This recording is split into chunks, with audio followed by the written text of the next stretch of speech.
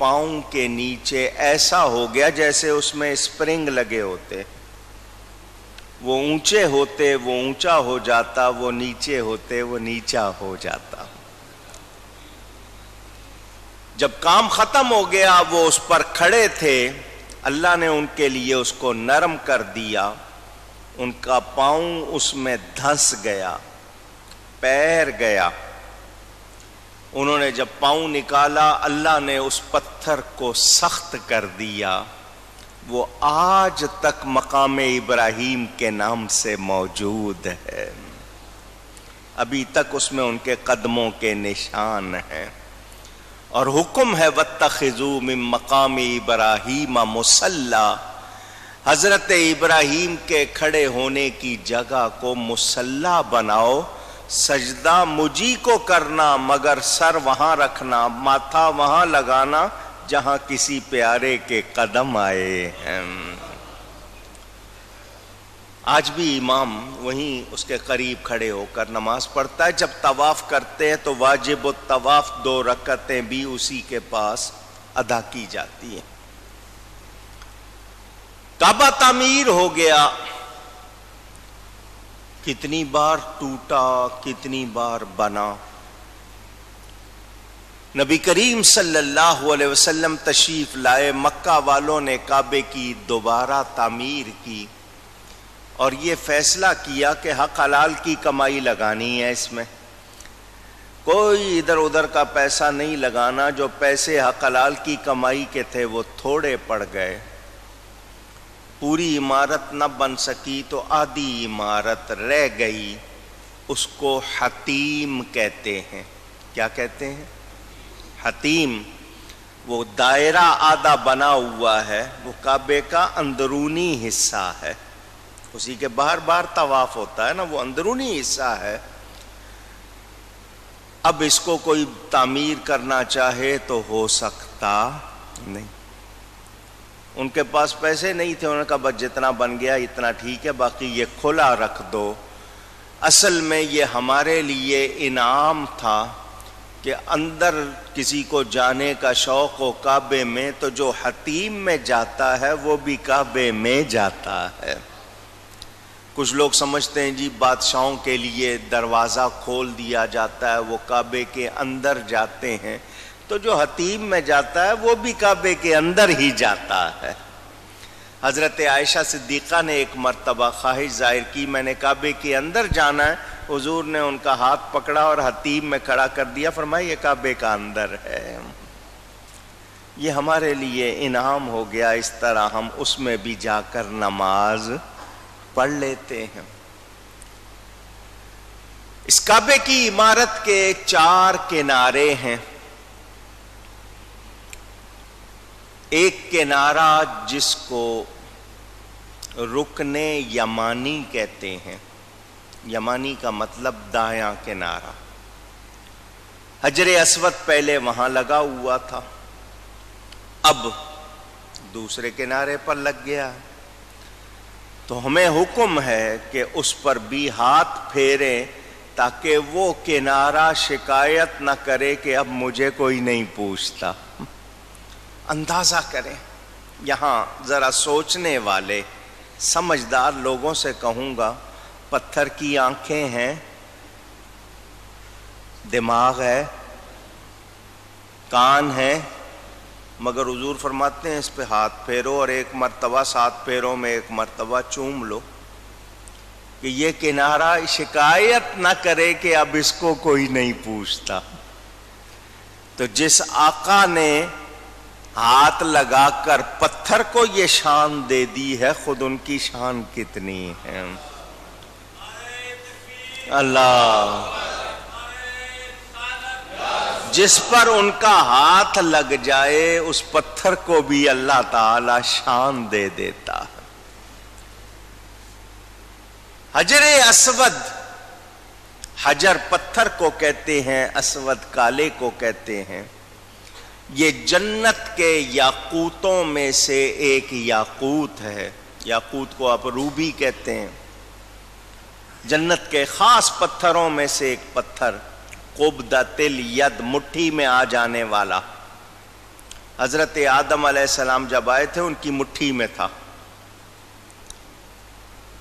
ٹوٹ گیا، اب اس کے ٹکڑے لگے ہوئے ہیں، وہ جو پورا نظر آتا ہے وہ حجر اسود نہیں، اس میں چھوٹے چھوٹے ٹکڑے لگے ہوئے ہیں، وہ حجر اسود۔ یہ جب جنت سے آیا تھا سفید تھا، چمکتا ہوا، جہاں تک اس کی روشنی گئی وہ حدود حرم کہلائی۔ جنت کے پتھر کی روشنی، جنت کے آواز آئے، پتھر کی روشنی، جنت کے پتھر کی روشنی جہاں تک گئی وہ حدود حرم کہلائی، اور وہ 9 میل ہے، چاروں طرف اونچی، وہ پورا حرم 9 میل تک چاروں طرف۔ تو جب جنت کے پتھر کی اتنی روشنی ہے، جنت کے مالک میرے نبی کی روشنی کتنی ہوگی؟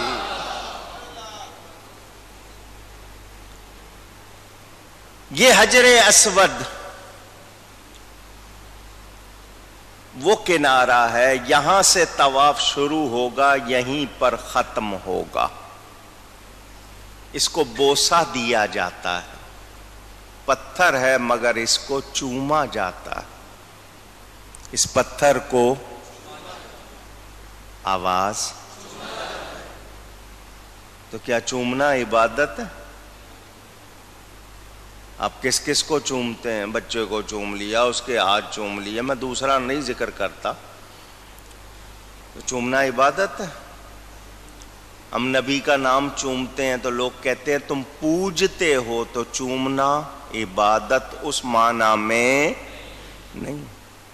تو ہمارا جواب سن لو، ہم جس کو چومتے ہیں اس کو پوجتے نہیں، اور جس کو پوجتے ہیں اس کو چومتے نہیں۔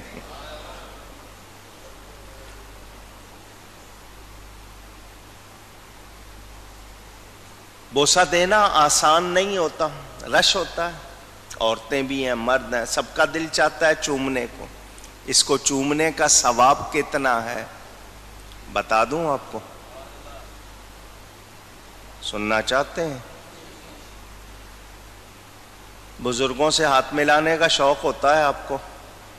اللہ والے سے ہاتھ ملا لیں، برکت ہوگی، سعادت ہوگی۔ حجر اسود کو چومنا ایسا جیسے کسی نے اللہ سے ہاتھ ملایا، اتنا ثواب ہے۔ رکن یمانی اور حجر اسود کے درمیان کتنی تیزی سے گناہ جھڑتے ہیں آپ کو اندازہ ہی نہیں۔ آپ تو ایسے چل رہے ہیں نا، اپنی رفتار سے چل رہے ہوتے ہیں، یہ چھوٹی سی جگہ چند فٹ کی، مگر اتنی تیزی سے گناہ وہاں جھڑتے ہیں آپ اندازہ نہیں کر سکتے۔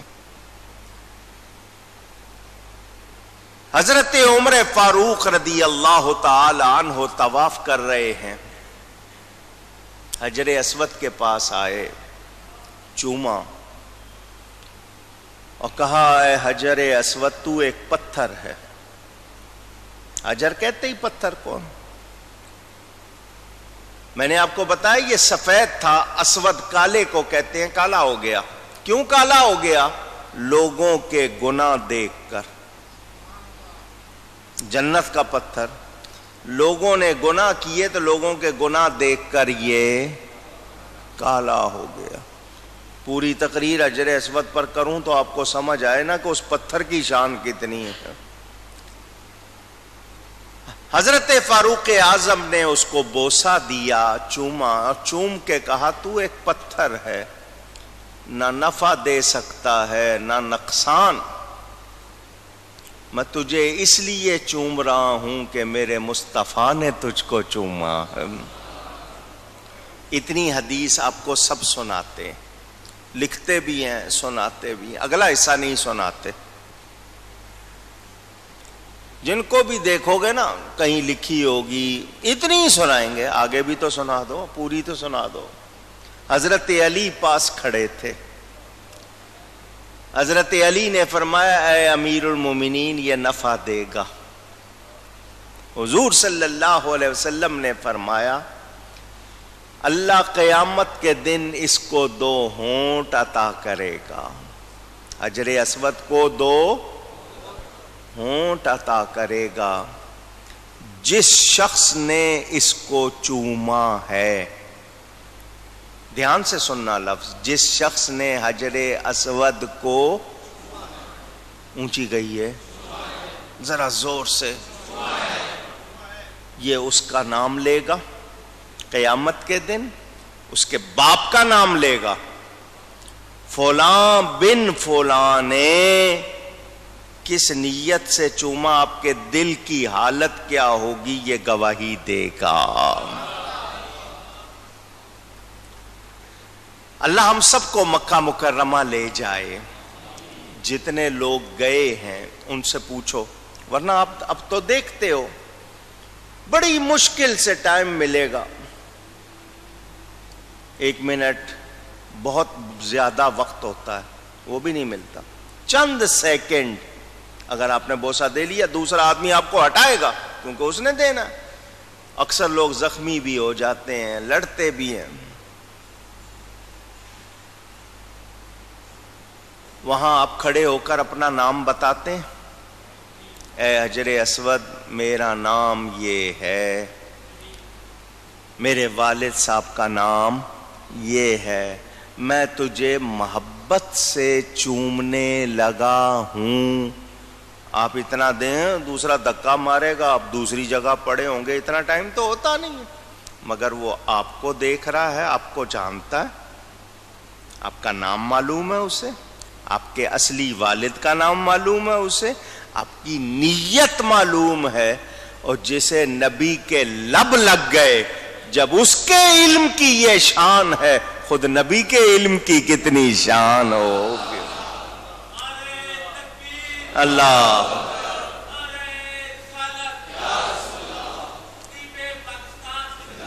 ساری دنیا کے فتوے لگانے والوں سن لو، چوما جائے گا اس پتھر کو، سب چومیں گے. چومتے آئے ہیں، چومتے رہیں گے.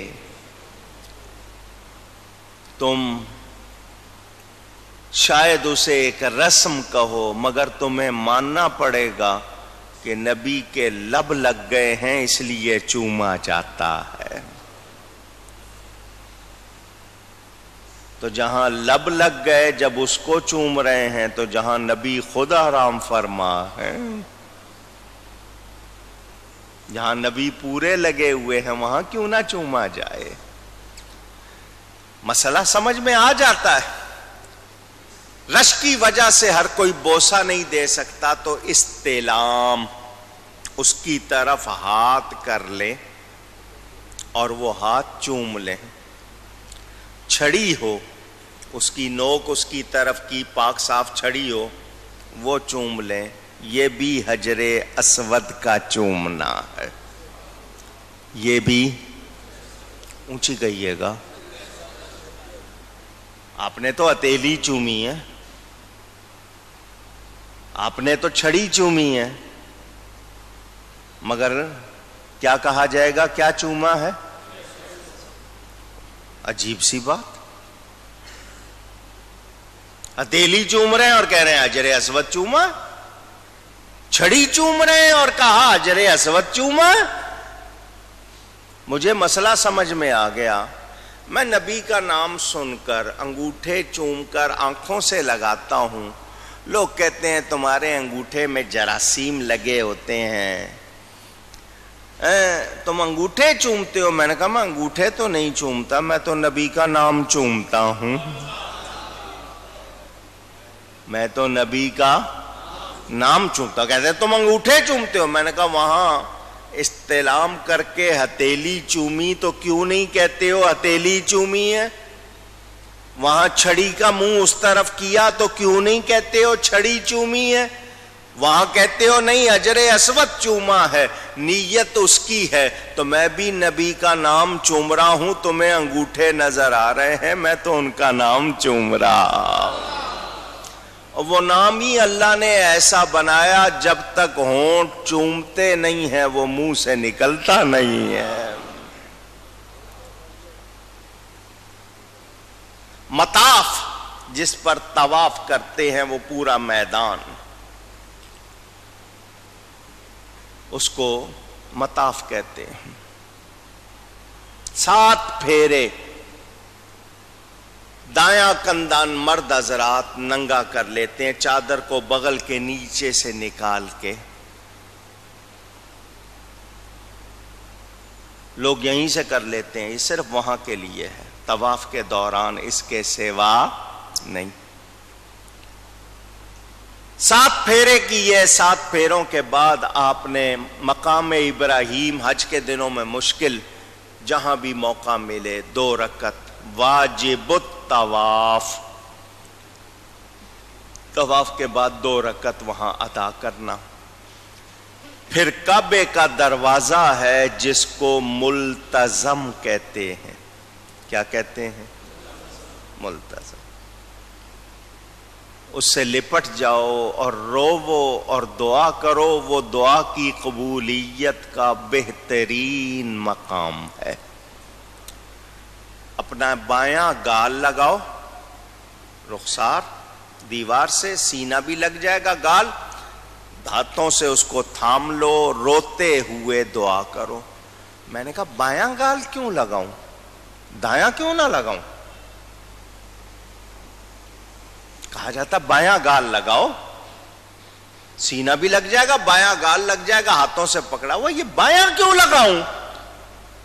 جب وہاں جا کے کیا تو مسئلہ سمجھ میں آ گیا، بایاں گال لگاؤں تو میرا منہ سیدھا مدینے کی طرف ہو جاتا ہے۔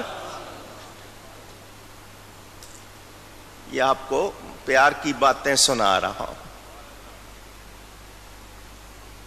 کعبے کی چھت پر بارش ہوتی ہے تو پانی بہتا ہے، پرنالہ لگا ہوا ہے، پرنالے کو عربی میں میزاب، اس کا نام ہے میزاب رحمت۔ سونے کا اس پہ کور چڑھا ہوا ہے، پانی آتا ہے اس سے، حتیم میں گرتا ہے، لوگ بارش ہو جائے تو اس سے جو پانی گرتا ہے لوگ تڑپتے ہیں کہ ہمیں کسی طرح لگ جائے، مل جائے۔ اس کا منہ بھی مدینے کی طرف، اس پرنالے کا منہ بھی مدینے کی طرف۔ بورڈ لگا ہوتا ہے نا، مثلا ایم اے جناح روڈ پہ بورڈ لگا ہوا ہے جامعہ مسجد گلزار حبیب، نیچے تیر کا نشان، تو وہ تیر کا نشان کیا مسجد ہے؟ وہ اشارہ کر رہا ہے کہ اس طرف ہے۔ تو یہ جو پرنالہ ہے اس کا نام رحمت ہے، میزاب رحمت، اس کا منہ مدینے کی طرف، وہ بھی اپنے منہ سے اشارہ کر رہا ہے میں رحمت کا پرنالہ ہوں، رحمت للعالمین ادھر ہے، رحمت کا گھر ادھر ہے۔